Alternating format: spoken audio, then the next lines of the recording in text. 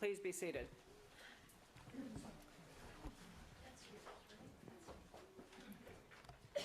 So, today's gospel tells us something very important about how God interacts with us.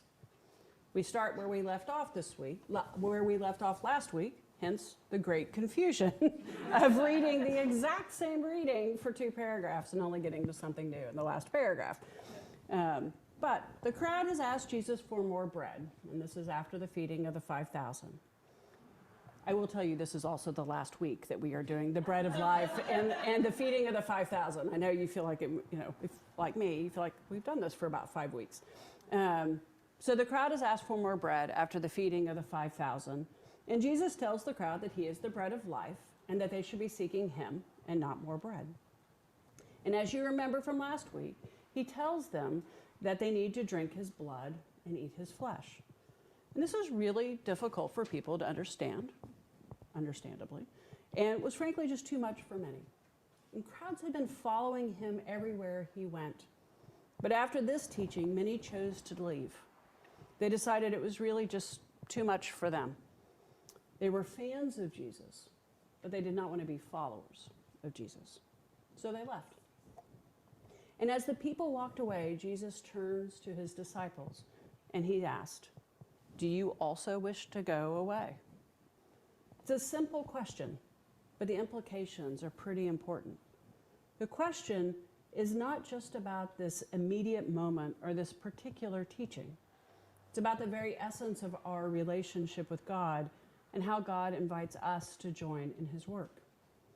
One of the most foundational truths about how God interacts with us is the respect for and primacy of our freedom.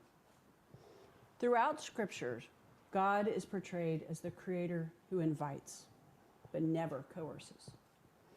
From the myth of the Garden of Eden, where Adam and Eve were given the choice to obey or disobey, to the prophets who called Israel back to God, we see a consistent pattern. God's invitations are always just that, an invitation. The people always must choose how to respond. In today's gospel, Jesus embodies this divine principle. He doesn't force the disciples to stay. He doesn't manipulate or coerce them. Instead, he gives them the freedom to choose. Do you also wish to go away? And this is how God's love works. It is a love that is freely given and invites a free response. And this invitation extends to every facet of our existence, touching on the choices that we make in our personal lives, our relationships, and how we interact with the world around us. And this invitation calls us not only to follow, but to actively participate in something greater than ourselves. God's work is not done in isolation.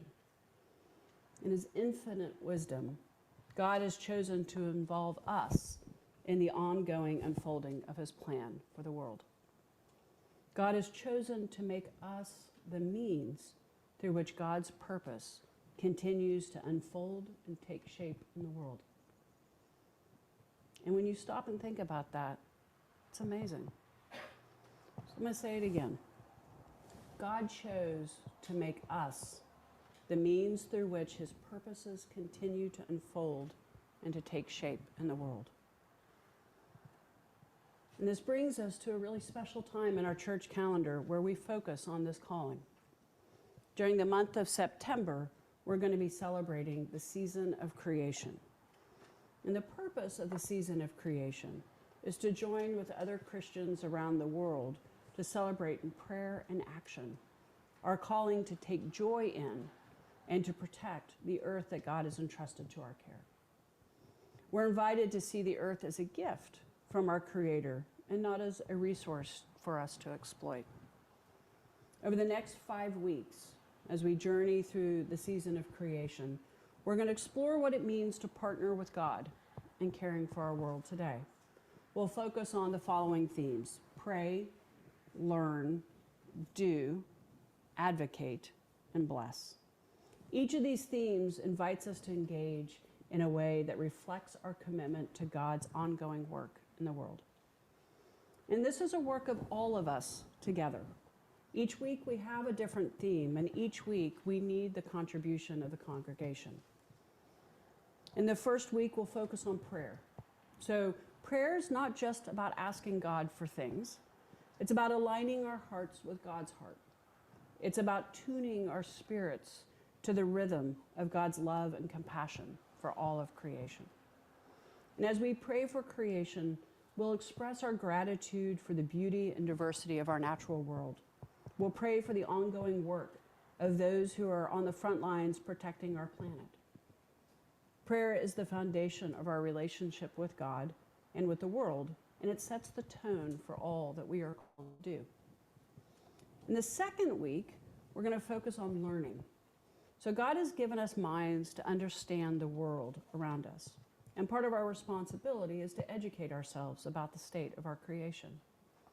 So during this week, we'll have an opportunity for us to engage with the realities of our world and to understand the challenges that we face and be inspired by the solutions that are already in motion.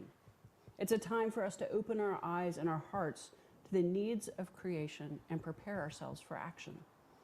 So during this week, what I'm hoping that we can do is have presentations from people in the congregation about various efforts being made to protect, celebrate, and support our environment. I'm hoping that we can take some time to learn about organizations and initiatives that are making a difference and be challenged to think about how we can contribute to that work.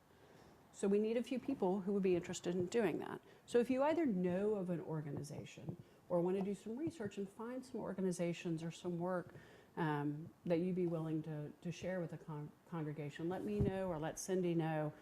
I think it could be a really dynamic time that we spend time together. In week 3, we move from learning to doing. Knowledge alone is not enough, and it must be translated into action. So that week, we'll put our learning into practice by participating in tangible acts of creation care. So whether it's a community cleanup event, planting trees, reducing our own carbon footprints, this is a week that we want to roll up our sleeves and get to work. Jesus calls us not just to believe, but to act. The disciples who chose to stay with Jesus were not passive followers. They were active participants in his mission.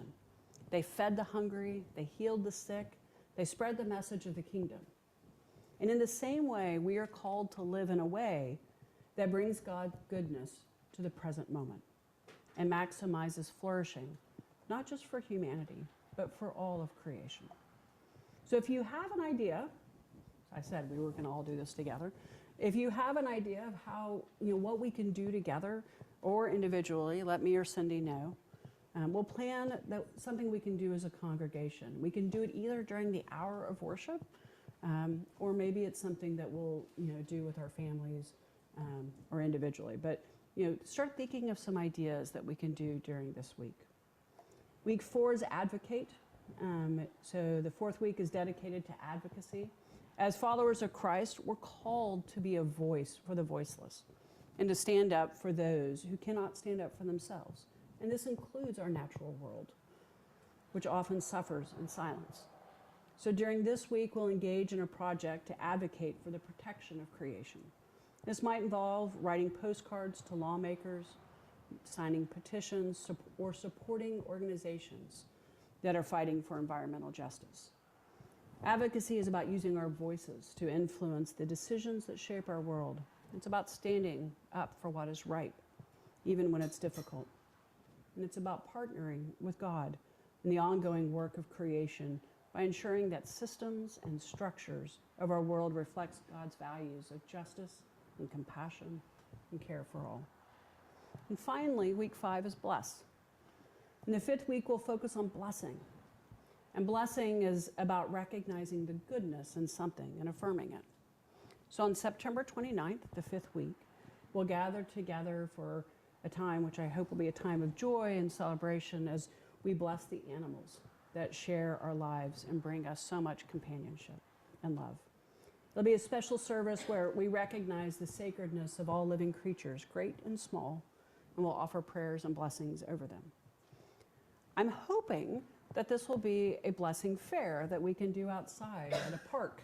And you really be able to invite our community to share in the joy of this congregation. I'm pleased to see that we have weather like this today. I will tell you, over this last week, I was a little concerned about the idea of going to a park and telling people to come. So hopefully it'll be a time for second summer and this fall will be done. And in addition to the blessing of the animals, we'll take time that week to just bless the natural world around us, our river, which brings us life and refreshment to this valley, our water, Mount Si, the mountain that stands as this steadfast symbol of God's grandeur and strength, and the Cascades that are around us. It'll be a moment for us to honor and bless all of creation, acknowledging our connection to every living thing and our responsibility to care for the earth as stewards of God's magnificent handiwork. So as we embark on the season of creation, I want to bring us back to the question that Jesus asked his disciples. Do you also wish to go away? This is not just a question for the disciples. It is a question for us. We live in a world that is often indifferent, if not hostile, to the idea of creation care. We live in a world that prioritizes profit over people, consumption over conservation, and convenience over stewardship. In such a world, it can be tempting to walk away from the hard work of caring for creation. And it's tempting to say, this is just too difficult, or this isn't my responsibility. But Jesus' question invites us to make a choice. Will we walk away, or will we stay and partner with God in the work of caring for our creation? Will we choose the path of least resistance, or will we choose the path of stewardship, even when it's difficult? God's invitation is always before us. It is an invitation to participate in the ongoing work of creation and to bring goodness, beauty, and diversity into the world. It is an invitation to use our freedom, not to walk away, but to stay and be a part of something greater than ourselves. As we go through the next 5 weeks, I encourage you to take this invitation seriously. Reflect on your relationship with creation and consider how you can participate in God's work. And remember, just as Jesus gave his disciple the freedom to choose, he gives us that same freedom. The question is, how will we respond? As we pray, learn, do, advocate, and bless, let us remember that we are responding to Jesus' invitation to stay, to partner with him, and to bring God's goodness into the world.